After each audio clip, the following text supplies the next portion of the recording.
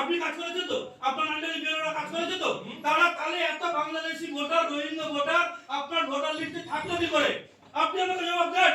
10,000 11,000 কত দাদা? আপনি শেষ 13,000 সামথিং। 13,000 ভোটার কি করে মনে হয়? আপনি শেষ করুন আমি শুনবো। না না, আমি তো বলছি আপনি আমাকে উত্তর দিন। আপনি শেষ করুন আমি শুনবো। আপনি আমাকে উত্তর দিন। আপনার অফিসাররা কি করেছে? আপনি আমাকে উত্তর দিন। আপনার 13,610 জন ফলস ভোটারের নাম আপনার ভোটার লিস্টে এলো কি করে? আপনি কি কাজ করেছেন? শেষ হয়েছে। আপনি কি কাজ করেছেন সেটা জবাব দিন। 13,000 ফলস ভোটার এলো কি করে? 13,610 জন আমরা কাউন্ট করে আপনাকে বলছি। শেষ। হ্যাঁ, 13,610 জন একদম ক্লিয়ার করে বলছি।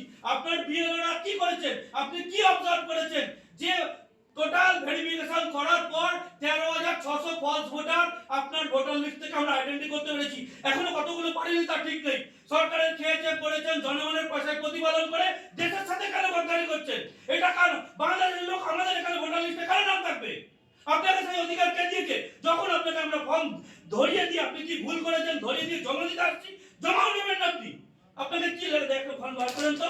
আপনি কি এটা নির্বাচন কমিশনের ফর্ম নাম্বার 7, এটাকে আপনি অস্বীকার করছেন? এখানে কি লেখা আছে? বিএলওরা নিচ্ছেন না, আপনি নিচ্ছেন না, তাহলে আমরা যাবো কোথায়?